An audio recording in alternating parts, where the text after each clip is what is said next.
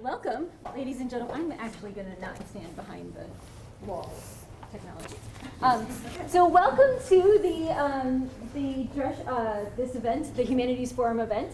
We want to thank our sponsors for this event, the Drescher Center for the Humanities, the Visual Arts Department, the History Department, the Asian Studies Department, and the Global Studies Department. So we've brought a lot of people together here tonight. This talk is part of the Humanities Forum series of events. We really want to encourage you to look at some of the other events that are coming up. You can look and see about those events on the flyer that we have available. I think it was on your chair.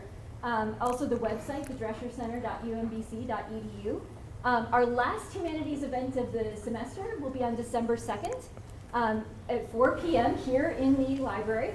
And it will be Professor Marlene Kars from the History Department will be presenting on her new book, Freedom Marooned, an Atlantic Slave Rebellion in the Dutch Caribbean.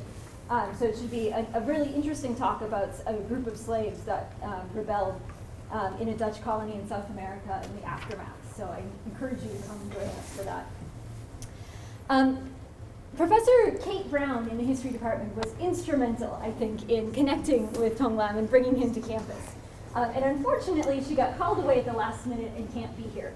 So I am going to do my very best Kate Brown impression and share with you some of the words that she wanted to share to introduce him to all of you before his talk. So, per Kate Brown. Tong Lam received his PhD in history from the University of Chicago, and he's currently an associate professor of history at the University of Toronto. He's a very unusual historian because in addition to picking up his pen, he picked up his camera to try and record history. He points his camera at what he calls the debris of history, or abandoned futures, recording in stunning visual detail places that people have left behind. He's seeking a portrait of the post-human future in a way that brings into sharp focus the ecological crises of our era. Many people share his fascination with ruined landscapes, in part because there are so many of them. Baltimore has, for example, 30,000 abandoned properties. Our attention to ruins might come from the fact that the pace of abandonment is moving faster and faster, and more swiftly than ever before in human history, whole territories and communities and landscapes are being turned into ruins. Tong has photographs of cities in China that became ruins even before they were established. Kate says that Professor Brown says that she is very taken with his abilities to bring the discipline of history together with the discipline of photography. So often in our profession we do what we're supposed to do, which is to follow the prescriptions of the discipline, closely queuing up to the blueprints of scholars who have come before us. But Tong helps us see the dynamic of human history in an entirely new light. And we hope that he'll share some of these insights with you tonight. So without further ado, please.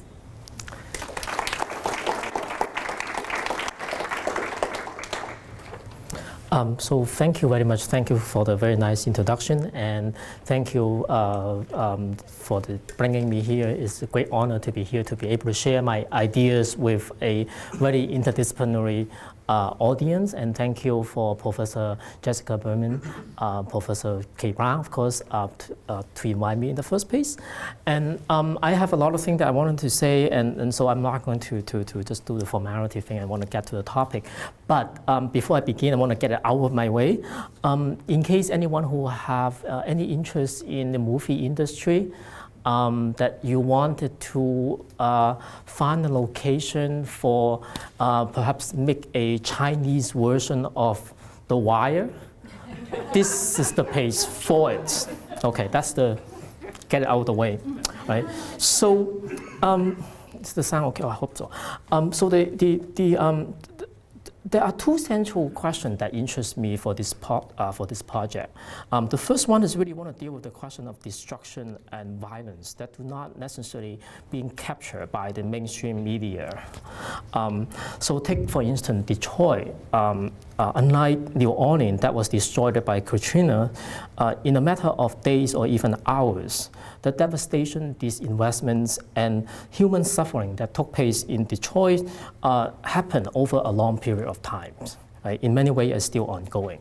In fact, in places like even like New Orleans or Fukushima or Chernobyl, the real destruction and suffering often happen after, and in fact intensify after when they have been forgotten by the media. So I'm very interested, in other words, what Rob Nixon, for instance, have come to call the slow violence, meaning that it's the disaster that is not being defined by speed or spectacles. My second concern really comes from my personal conviction that the world is increasingly become multimedia, which means that being a scholar, being intellectual, that we often have to be a lot more visual and perhaps less verbal, by no means suggesting that images could replace text. What I'm trying to get at, however, is want to think about what is the role, what is the function of images in this new context in relation to traditional text-based scholarships. And for me especially, I'm very interested to think about how visual arts could perhaps illuminate scholarships and vice versa.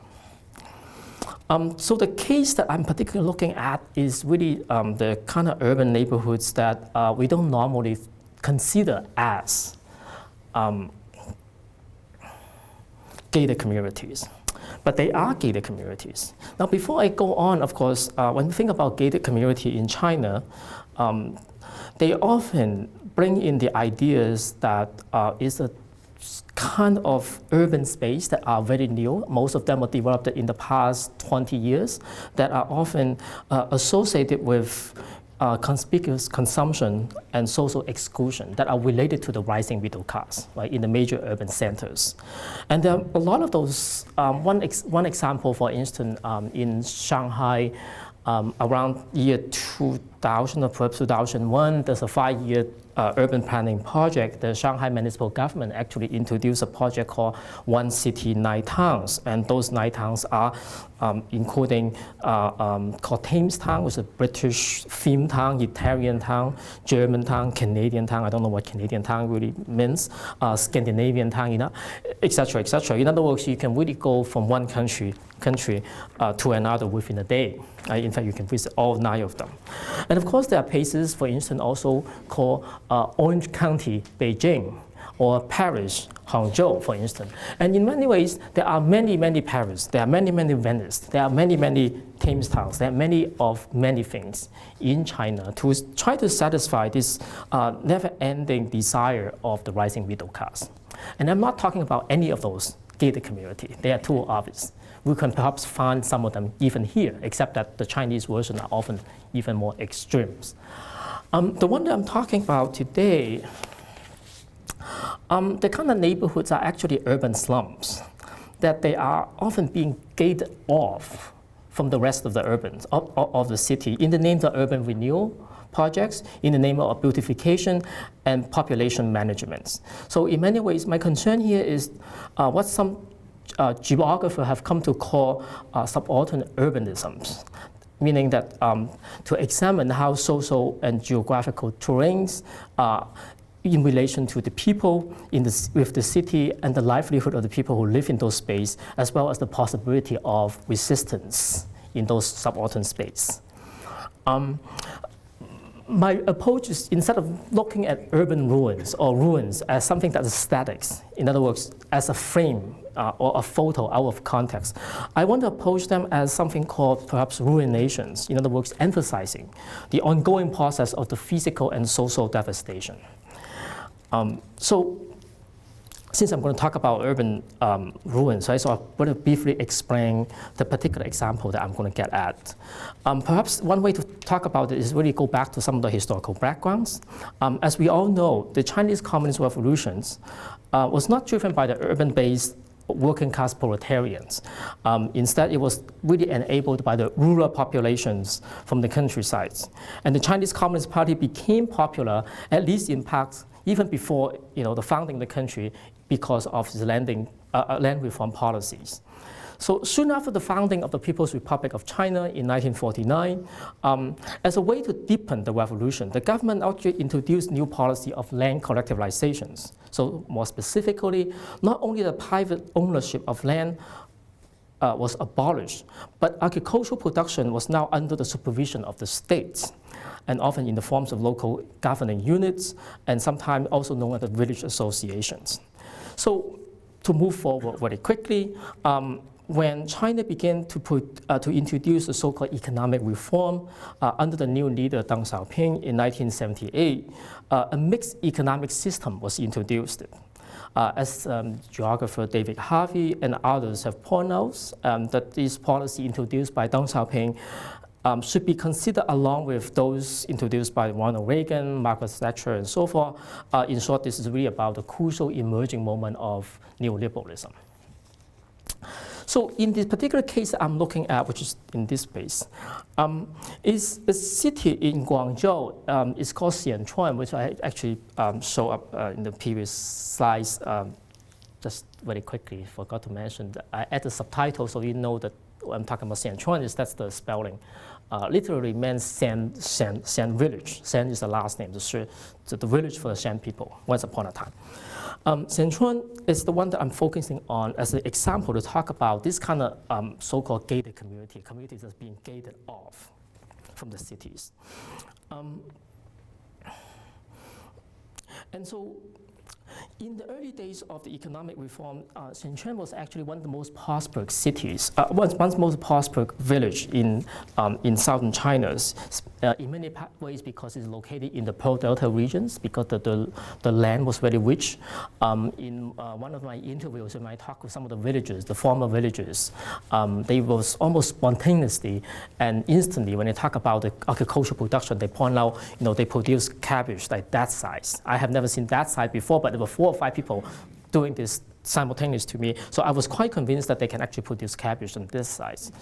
And that was in 1980s. In later time in the 1980s, the village also began to raise pigs as pork consumption become very crucial, become very popular among the urban middle class who begin to have some money. And again, in any case, the village was often known as the diamond village simply because it was just so wealthy in relation to the other villages and the rest of the city during those days. However, it was also during this time, the city of Guangzhou, and here's I'm talking about the city of Guangzhou, right there, and Xiantun. Guangzhou is better known perhaps in some other contexts as Canton, which is the 3rd largest city in China with a population of about 15 million today. During this time, meaning starting from the beginning of 1980s all the way to the beginning of 1990s, the population of Guangzhou actually moved from 3 million people to up to close to 10 million. And during this time, we see the city begin to expand and swallow some of the original villages surrounding the city. So we had this concept so-called the urban villages, trying to explain what that means. So look at these, you can see this is a contemporary aerial map. These 2 maps is basically similar. They're pointing at the same location. One is the 3D map, the other one is a purely aerial map. Now, the places I'm looking at today is these 2 places. Again, it's the same places, and pay attention perhaps to this little water here. The water here is the lake, because they will show up in the images later. But even here, you can get a sense that the chaos from the perspective of the state, thinking about like Jim Scott seeing like the state, right? You can see this is like chaos where everything else is legible and orderly. And urban villages precisely the places where as the city expands, they expand into all those villages nearby and swallowed the land surrounding it. Okay, and then they end up, instead of being at the outskirts of the city, now they're in the middle of the city. Now, because of the earlier time, because of the history of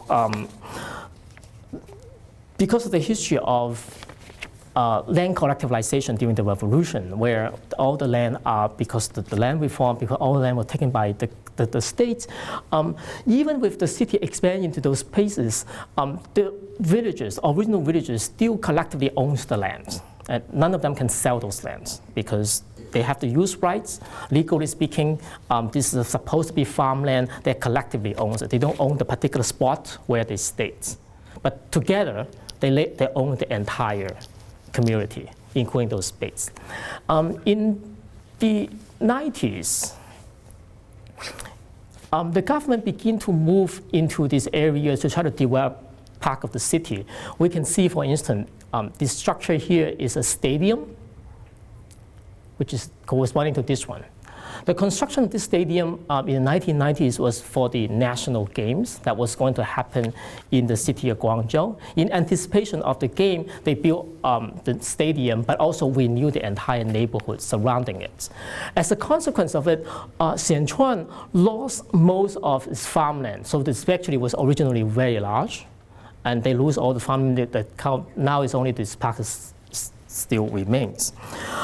Since they lost the farmland, that they really can't do anything else because they can't farm anymore, right? But this is also the time with the economic expansion that in China that a lot of the migrant workers from all over the country are now moving into the major urban centers. And Guangzhou, perhaps some of them would know, is not too far away from another city called Shenzhen. Shenzhen is the place where they produce all the things that we use, iPhone, Samsung, whatever, computer, right, with workers. So generally in the South, there are a lot of factories that they have to they attracted a large number of migrant workers from all over the country, and they have to find some place to live.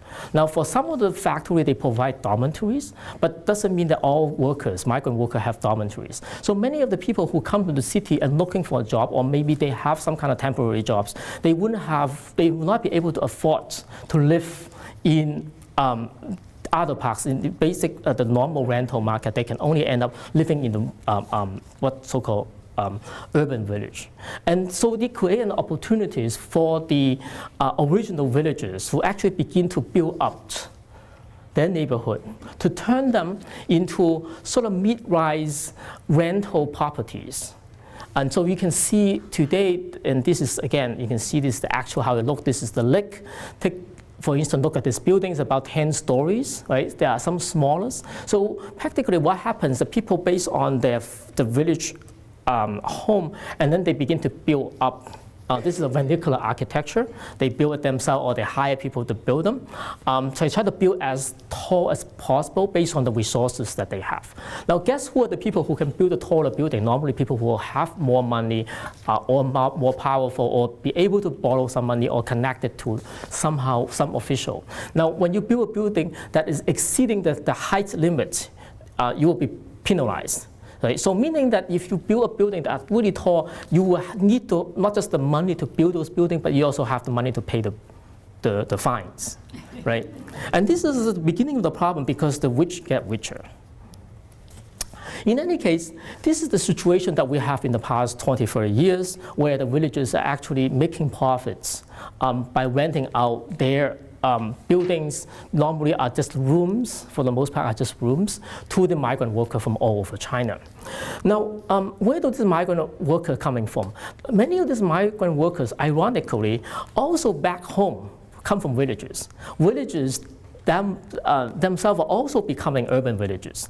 The major difference is that because in South China, particularly in Guangzhou, because all the factory was located, the people here do not have to go to the north. In fact, they don't have any place to go to the north to work. They just can stay here, where the rest of the country can have to come here and work, right? So they become the renters. In the process, once they get out of the original villages, when those villages became urban villages, oftentimes they were being bought up by developers or sometimes being converted by the governments. There was little resistance in many ways because they're no longer connected, they are far away, they have no idea what's going on, which is really different from the story here, which end up becoming situating right in the middle of the city in the so-called Central Business District, or CBD, in one of the most expensive cities in China, and arguably now it is located in one of the most expensive real estates on Earth. There are 2 subway lines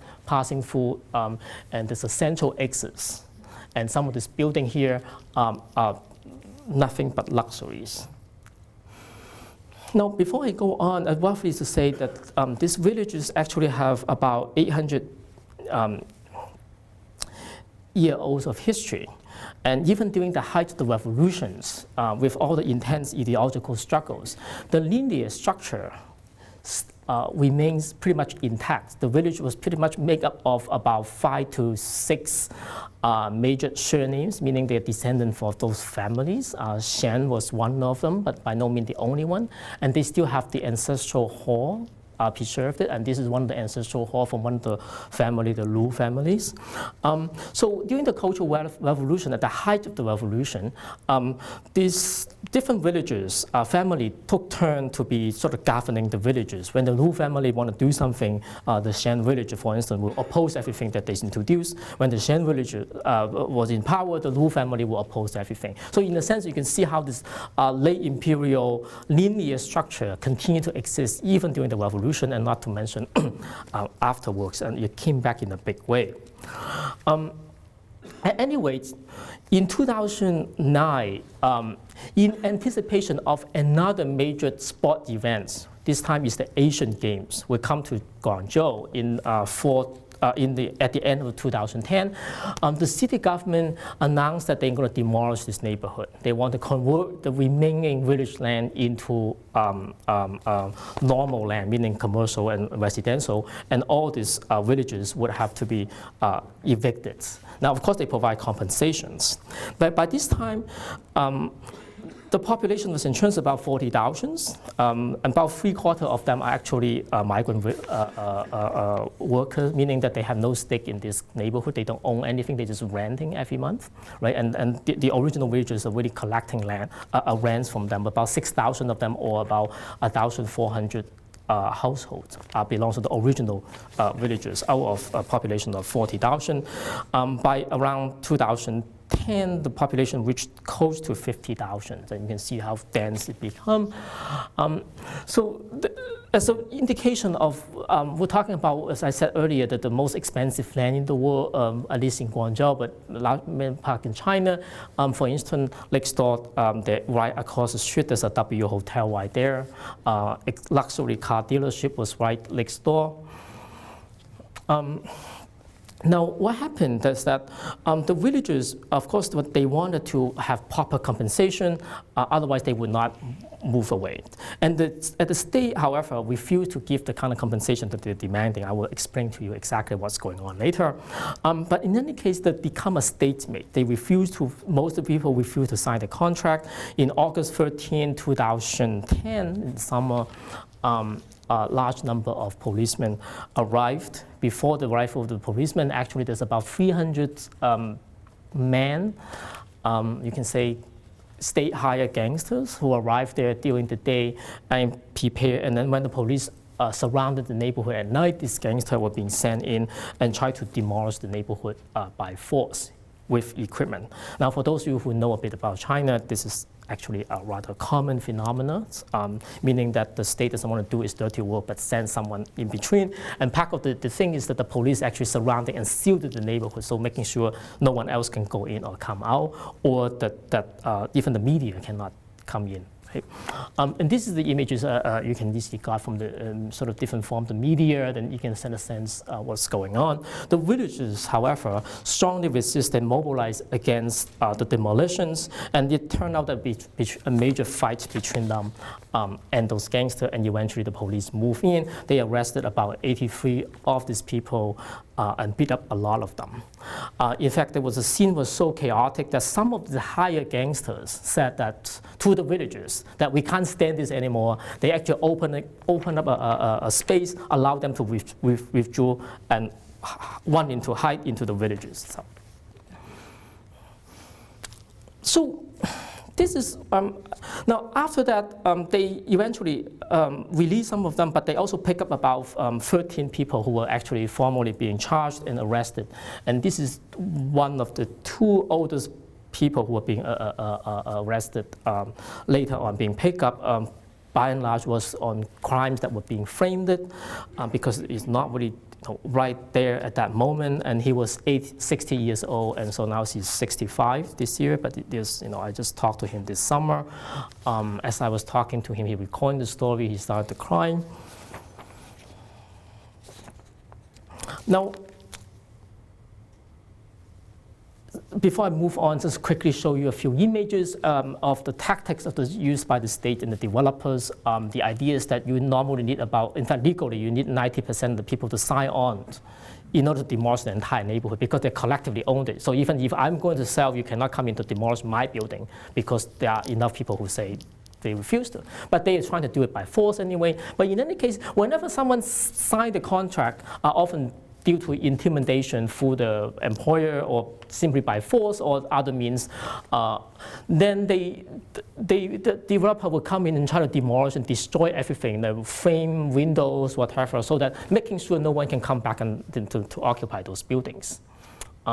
Here, I was standing on top of a group of rubbles that was actually a demolished building. They purposely put it right on top of an alley. So to disrupt the everyday life, you can't even walk through that anymore. So I was on the but people playing games and selling stuff and eating. Nothing romantic about this image. I'm not going to mention the smelt, but fishing is actually one of the major entertainment. This is really quickly just the kind of state propaganda. They put up all these things and say, people demanding to the voice of the people, say, please demolish my home as soon as possible, etc., etc. Again, this is a big banner from the same style or color from the revolutionary periods and say, I want my home to be demolished. When I'm doing interview with different people, they often remind us that there are cameras around everywhere. They don't know whether people are watching, but there's a sense that no one wants to be interviewed when you are, when they think they're being watched. But they are very willing to talk once they think they are not being watched. Here is one of the first images that I actually took when I discovered this place. I thought, almost sounds like this is like some kind of artist have this really, a really great artist did an installation. As it turned out, of course, it's just, again, the same story with the rubbles are being used to blockade the street and alleyways. People put whatever they found and then try to mark the space, and so you can walk over again. The school is one of the first buildings they demolished. Here, when we talk about gated community, you can see, again, in the name of containment, social management, but also beautification, that you put it, this wall surrounded the villages, right? So you walk past it, you don't like to see it, you see the state propaganda there. Again, my demand is to, demolish whatever, and this is I have a dream, I want to build a beautiful Xiantun for the future. So happy people, so promising everything about the future. Again, Chinese dream is my dream. One of the major thing is that when they begin to come in to build this walls around the village, turn it into essentially become a gated community, the first thing that was destroyed, of course, would be all the shops surrounding it, right? In fact, those are the most, up to that point, the most expensive real estate in this village, because this is the area where they meet the rest of the city. So those shops are supposed to be prime real estate, but once they blockade it, and they are all gone, right? So even if you refuse to sign the contract, you can't really do business anymore. And here's a space that I will kind of quickly go through this. The space where the villagers organized the resistance against the government and the developers. Mao's image is being invoked there. So both the people who fight against the state and the states are invoking kind of revolutionary icons for their own purpose. And the techniques of propaganda is very similar. I use these images not because this guy is fishing, he's having fun, but here is the red flags that's interesting. Again, in 2011, when the local village official who wanted to report to the government and say the majority of the people have signed the contract, so you can come in and demolish this. In fact, it was not the case. They were lying. So the villagers actually put up the red flags. Again, a symbol of revolution, but also to indicate that every building that has a red flags, meaning there are people who live here, right? It's a way to counter, it's a politics, the census, it's countering the statistic and say, you can just visually see and count, we are still here. Everywhere. This is the vandalism against the state propaganda. So this is supposed the old men have come back with a nice neighborhood to the future, and then they did this to them. Same thing here. Here they put up graffitis, actually put them to their own counter and say it's forbidden to demolish this illegally, or to demand to open the accounting book of the village. Okay, next day, the state come in and erase them, and then of course they will ongoing back and forth.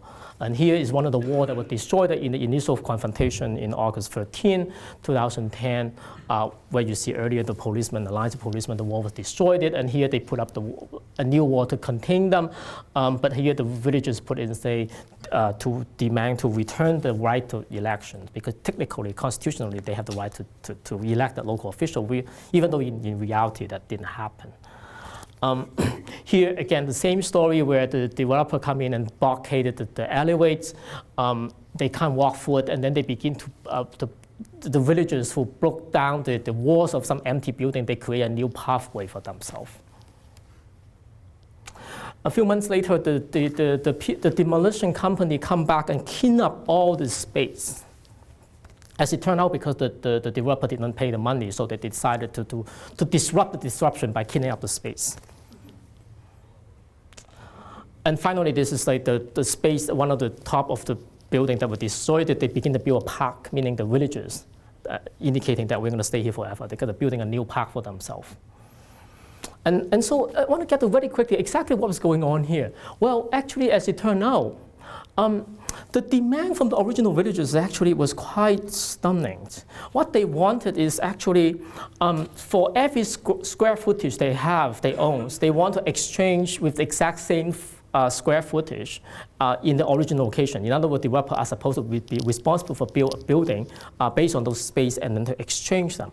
Now, not only that, they argue, what about the streets, the public streets? What about the lake? What about the soccer field, etc.? All the public space, because they collectively own them, right? So they said those spaces should also be calculated so that we can divide those space as well. Now, the market value for an apartment like this is probably about $500,000. So imagine if you can get 6 or 7 easily, yeah, it's not bad at all. Now, not only that, after that, they also demand, say, after we demolish, after you rebuild everything for us, we also wanted you to build on top of everything, to have lands reserved for us, so that we or build us maybe perhaps hotel complex or shopping malls, so that we can collectively still own those spaces that we can collect rents for the future. No wonder many of the residents in Guangzhou is actually not very sympathetic to them. Right? And of course, the story becomes a little bit more complicated when we think about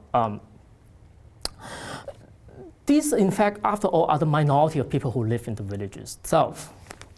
Let me show you, for instance, here is one of the occasions where one of them are having a birthday party and they're going to come and play soccer. This soccer field was very much off limit to everybody else except to the original villagers, because this is the soccer field that they own.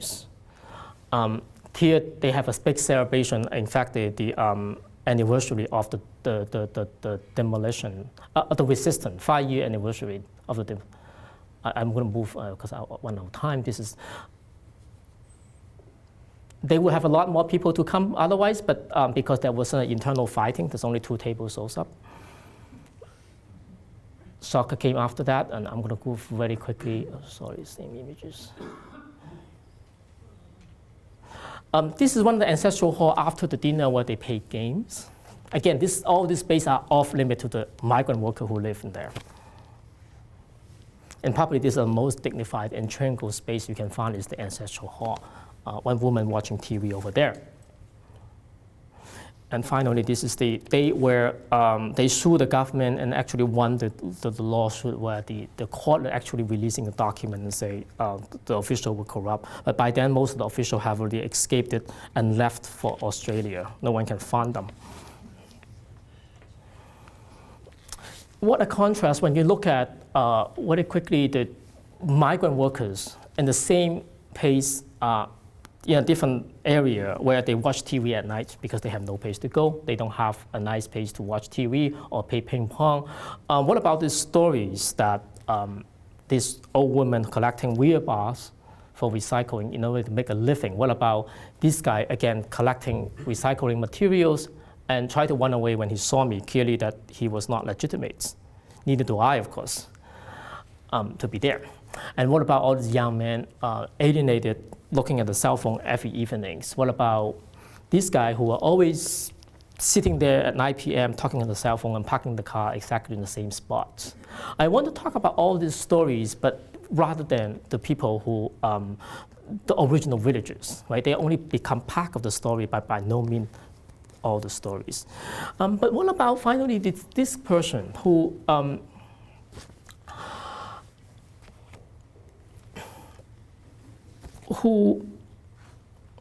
was one of the migrant workers who worked in Foxcons. Foxconn, I think by now everyone knows what Foxconn is, the major factory in Shenzhen, not too far away from here, that really built a lot of the electronics that we use in our everyday life. Of course, we have many stories about them, but perhaps this one story that really stood out, and I want to quickly just read these poems and that he wrote. The rented room is really depicting a scene with an urban village. In fact, one of his other poems is actually called The Urban Village. A space of 10 square meters, crammed and dammed and no sunlight all year. Here I eat, sleep, shit, and think. Cough, get headaches, go old, get sick, and still fail to die. Under the dull yellow lights, again, I stare blankly, chuckling like an idiot. I pace back and forth, singing softly, reading, writing poems. Every time I open the window or the wicket gates, I seem like a dead man, slowly pushing open the lid of a coffin. On September 30th, just a few hours before the national days in 2014, he jumped to his death from the top of the dormitory, the Foxconn dormitory, joining thousands of other people who have done so already in the year prior to that.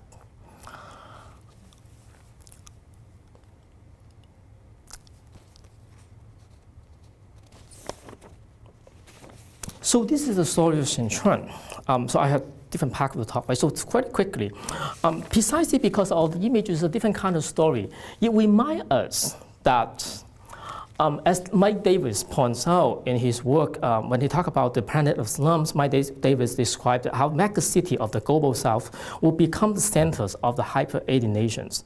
Of course, borrowing Marx's concept of surplus populations, he says that surplus humanity is accumulating on the outskirts of urban centers, right? And he called the slum as the humanity warehouse, where the surplus population is to be stored, disposed of, and mobilized when needed. And in many ways, Xiantun, of course, is precisely one of such humanity warehouse where migrant workers living in the peculiar conditions, waiting to be hired. Precisely because of that, precisely all the story remind us too that we should not simply homogenize the so-called slums. After all, even in the space like Xiantun, there are all kinds of unevenness. So that became one of the questions that I have as I went in to try to do an art project and what do you do with that? Of course, one simple way to begin is to actually to look at the city itself and look at the urban village itself and try to document it, because after all, we like to think about Xiantun is one of those spaces like the zone of exception. This is the place where you can actually see the state violence and the state become visible. By and large, Chinese city today has already become a form of media, by which I'm not saying, I'm just showing quickly the few images. Here is the image. Chinese city today is already become a media. In other words, the city is the media. It's not the media being hanged like a neon sign put in the wall of the building or somewhere, but the building itself has become the media, right? So in a sense that if the city has become the media, I personally think it's no longer sufficient to simply expose the social contradiction, the hierarchy, or the uneven power relationship within the urban space. Because even in doing so, we're simply reproducing that relationship. And so my question is that what do we do in order to do something perhaps a little bit different, more provocative, to bring out something to make the audience to think. And here I was reminded by actually some writing by the literary critic Akbar Abbas, when he talked about the situation now is more like the factoids are now being taken for facts, when the reality, as in reality TV, has become a game show. And he continues and say, if documentary, just like translation, is always a kind of betrayal, we must start with the facts of betrayal, with the betrayal of facts. Now, of course, my project was not driven by that, but only after I did it and I read it, I thought it's actually beginning to make sense. What I'm trying to suggest more specifically is that perhaps constructed images, fictive images, rather than documentary images, can actually get us closer to the realities. Right? These are more documentary images, and you can see in a way when the city become a spectacle, become a media itself. Xiantun is a zone of exception. Perhaps it's like the moment where the matrix has been unpacked, but even there is not sufficient. So, and here's the basic some of the things that I was trying to do in this project. For those of you who use Mac, you probably know this logo on the left-hand side. The notion in design theory, but also in urban planning, etc. This notion about figure and ground, foreground and background, meaning that without background, we don't know what the foreground is, right, or the other way around. So this is like a city space, right? You can see this is a precisely like urban space. You need the other to show one, right, foreground and background. Same here, you can see there's one blue one's a figure, white could be another one, or a third way to see it could be a person looking at us, right? In other words, they're relational. So I started doing the same kind of idea in Xiantun here very quickly. This is images during the day that I took, regularly images, and then I begin to project them at night into the buildings. This is one of the places that they were being destroyed and projected. Sorry, I had to move very quickly. You can see how they come up. This, by the way, is done by a graffiti artist, so it becomes a form of dialogue.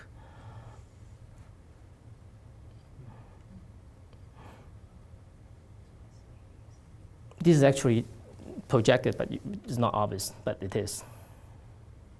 What I'm trying to do here is raising the question about foreground and background, because I want to be provocative. I want the audience to ask questions exactly what is going on here, because I want them to, first of all, be destabilized, to ask exactly what's going on and begin to ask the question. And I hope perhaps one of the questions that they ask, at least I'm asking, and try to foreground for my purpose, is to look at what exactly is the foreground. The foreground of development. What is the priority? Is the background, is the city on the background, the bright light big city? Or is it the ruins that have been forgotten? Or is the light that illuminates through the everyday life of the people? Right? And in other words, I'm not going to provide the answer, but the question here is that there are many ways to think about the foreground and background questions. And by the way, figure and ground, foreground and background has always been political. Back to the 19th century, think about colonial photography, oftentimes think about a perfect example, for instance, that you have a photographer taking a picture of a white male along with a group of Africans, for instance. You either underexpose the black people, that you can't see the face anymore in order to see the white person properly, or when you see the black people properly, and then this white person is overexposed, right? So you have to make the choice. And I want people to think about the choice here. Again, sorry I had to move very quickly, but there's a graffiti there we can talk about later. And that images here is the school that was destroyed. This is the original entry of the school where they actually, the wall blocked it. The school was demolished. So the kids playing in the soccer field in the school now, and I project it back. All this image, by the way, I've been to this place many, many times. I normally use images that are up to date, meaning they were taken within a few days to project them. I don't use images from the last year, for instance. I will get a round of fresh images.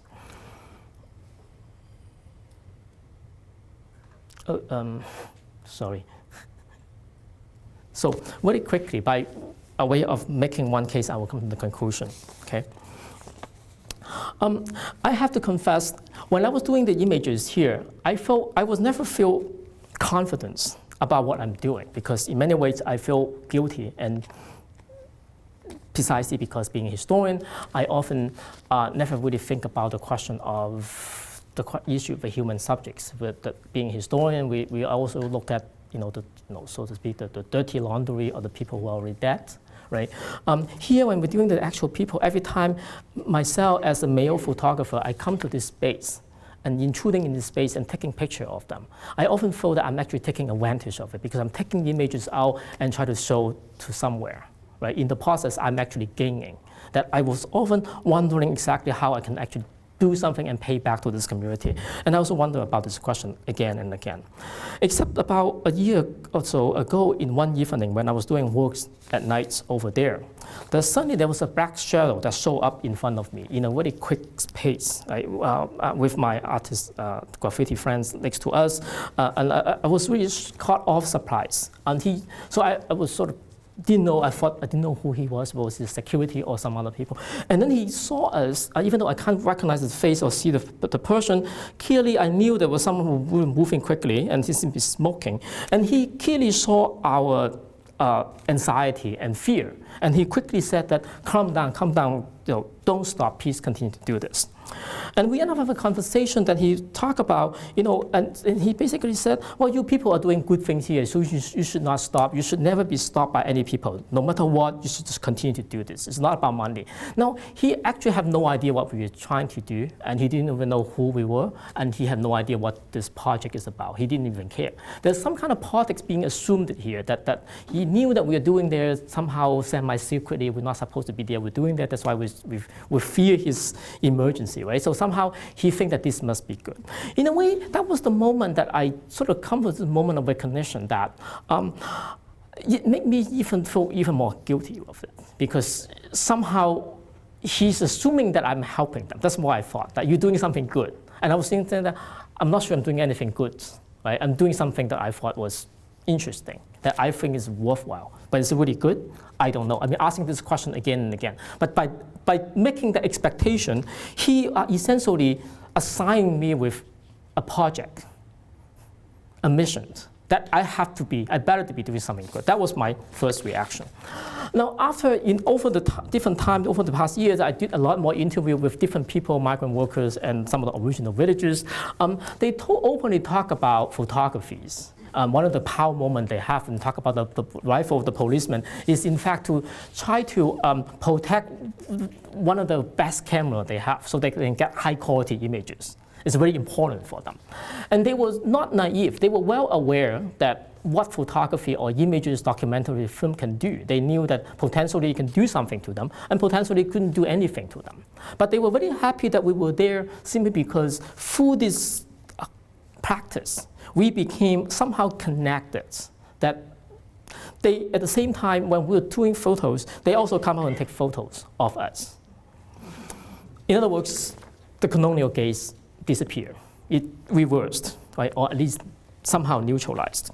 And this is the moment that perhaps one thing to capture. What I want to cite here is Liria Azzurri in her book, The Civic Contract of Photography, in which she makes a distinction between the event of photography and the event that was being photographed.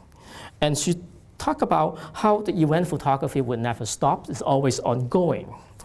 So this is a quote that I have particularly from her, is that one needs to stop looking at the photograph and instead start watching it. The verb to watch is usually used for regarding phenomena or moving pictures. It entails dimension of time and movement that need to be re-inscribed in the interpretation of the still photographic image.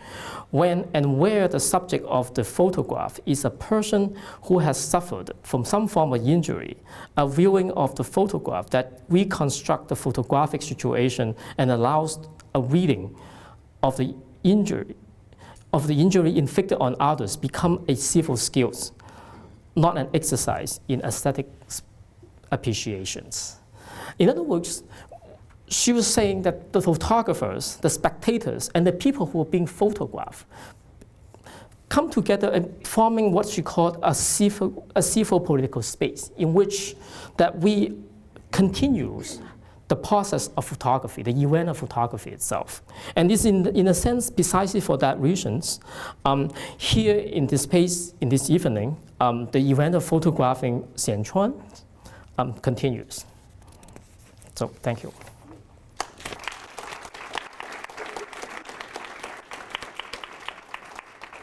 I think if you'd be willing to take some questions. Yeah, absolutely. I'm sorry that I've taken so long, but I Oh, goodness. Don't worry, it's very, very interesting. So do we have any questions?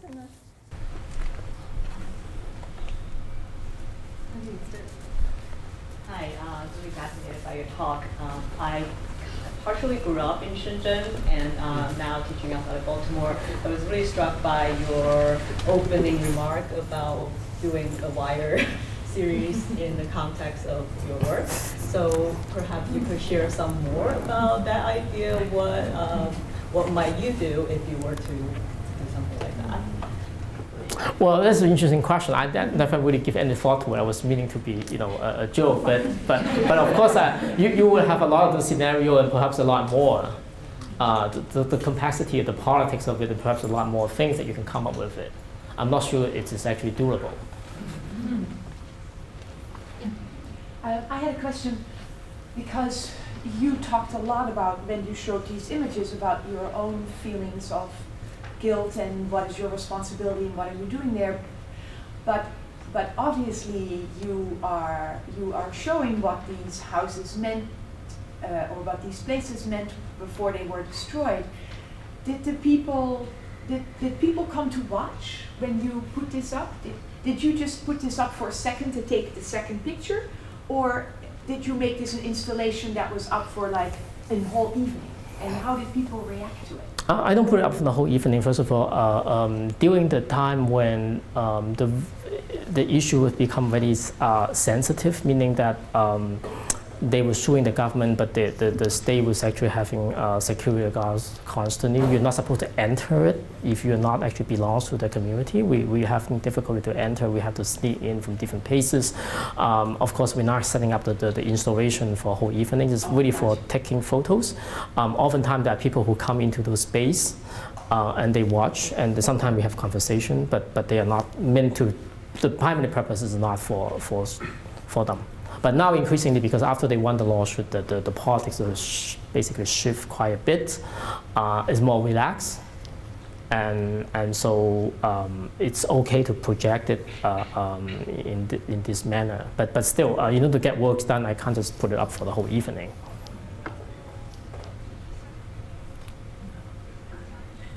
I mean, you can call them. Okay, so and then. Thank you so much for your lecture, Professor. My question is this. Ever since the Maoist era, China's Communist Party, they've built their legitimacy on nationalism and sustained economic growth. Mm-hmm. But the pictures you've shown us, it shows a different picture than economic growth. It shows the plight of the working class and destruction of homes. Do you think that has any implications for social unrest in China now? You mean the photo have any implications? No, the situation. Oh, the situation, yeah. So what we're talking about, of course, at one level, that that's sort of the reference back to the quote that I said about so the facts are factoids. In other words, when you see the propaganda, they are factoids, but they present themselves as facts, right? The statement that the people say, I want my house to be demolished, they present as facts, but they are factoids. So that's precisely, I sort of play with this tension and say, the constructed image is actually closer to the truth as opposed to simply, reproducing them. So, but that highlights the tension is really, in many ways, is the worsening disparity, economic disparity between different groups of people, right? And what is significant in these cases, for instance, is not so much about the original villagers. They would be okay eventually. I'm not sympathetic to them because they were, they definitely suffered. They've been beaten up. They went to jail. But at the end of the day, they would come out with millions of dollars.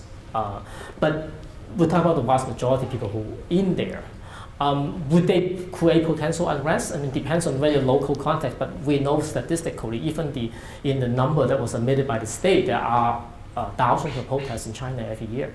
A lot of them are related to forced eviction and demolitions. And things that we talk about here, perhaps for people who don't know the story, they thought this is like, shocking. But on the other hand, you go to China, tell people the stories, they say, yeah, we all knew it. Most people have seen it. A lot of people have experienced themselves, including the urban middle class. They have been evicted by the government somewhere at some point in the past. Right? So the question is that where's the balance of the sustained economic growth and the kind of tension that's being created, and can those economic growth continues? And increasingly, we believe that they're having difficulty to actually sustain it. There's a hand there first. Yeah, so I was in Guangzhou in 1998, and then we went back in 2004. And we stayed in an area, and this is leading to a question I'm not sure you're going to know. It's the area near the White Swan Hotel, that whole section. So in 1998, when we were there, there were a lot of old buildings. They weren't decrepit or anything. I mean, people lived there. They had all kinds of stores, and I know they're like in the alleys. It seemed like in the alleys they had these wonderful markets where people were on the street, vendors, etc. And when we went back in 2004, we were kind of disappointed to find that they were all gone, and they had all these new buildings and new stores, and it's very pretty, but it's almost like going to a completely different country. And I'm wondering if that was a village, if that was like. No, there was not. No. No. It wasn't an urban village, as far as I know. Okay. Yeah, as a Guangzhou local, I can answer your question. Is that they demolished the old area because of the construction for the metro way, and then they moved everybody out of that area, and then they just do the land collecting, and then build the metro there. So what happened to the people that lived there? I mean, They there were- were they- other stores and vendors, but I mean, They- what yeah. did they do to the? They were moved to some remote area far from the city. So they weren't necessarily living in those nice new buildings? No, and- definitely not. Okay. So you can see that the issue here that the original villagers actually demanding something was actually quite significant. And some of those were actually done in some of the earlier projects, but it increasingly become, because the financial stake is very high, because all this land worth a lot of money, right? So the implication of having you to live here, it's very different. And I forgot to mention, of course, the developers, the company Baoli was actually a subsidiary of the People's Liberation Army. Not to suggest that any military purpose is purely real estate development. That's it. Yes, and then. Well, with the economic difficulties in China now, when you were there last summer, were you getting a sense in some of the pretty shiny buildings going up of any of that changing, of them being not completed, or of out-migration of some of the... Not here. I mean, China is a huge place, so the Right. thing that you mentioned that certainly happened even before this economic problem, but not in this area. In fact, I wouldn't have time to show you, but I have actually a whole series of images, not projected, but just straightforward photos at night, exactly the same angles. And in fact, every 6 months you see very different. Everything is different. Not just the building, but you see the reflection of the lights, the colors. You see they're really beautiful because all the LED lights are different. The color actually changed. Wow, so it's populated, it's growing. Or at least very dynamic. The light pollution also is different every month. Yeah. Are you publishing your photographs, or you're using them to show to people and give talks? Some of this photo has been exhibited in different gallery and museums, and so exhibition is one of the main things. And actually, some of these, all the projected images are normally exhibited in a light box, because in China, people from Guangzhou or other Chinese city would know that in a subway station or shopping mall, they sell real estate using light box. So I sell my unreal estate also using Lightbox. But I do have a plan that I might actually do a photo essay book just for this village. The project is still ongoing. I'm still doing ethnographic works, and I want to have text. So it's not like replacing text. Text is still very important. There was a, yes. Yes. So my question is, in your opinion, do you feel that the urban villagers' demands were reasonable, and do you see it as like an extension of like hereditary wealth? Well, I mean, so before I make a judgment, I think that I did emphasize, right, that they asked for a lot of things. they were in a very good situation compared to many people in China, that they end up just the fact that they live in Guangzhou, they did not have to move to Beijing as a migrant workers, but the migrant workers from all over the country actually come and rent the places, so they actually get a lot of benefits. Depends on different family. I'm not saying that they're all wealthy or well off. A lot of them are not, and some are very wealthy and well off.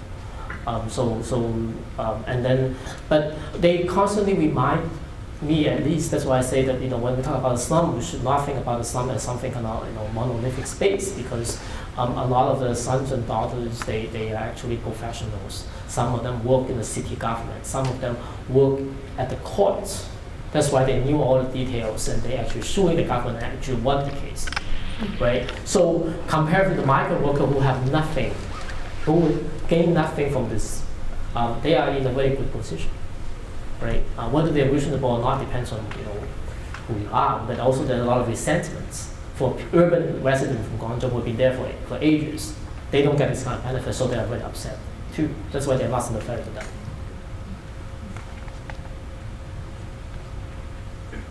If we don't have any more questions, I would like to thank Tong Lam for a great talk.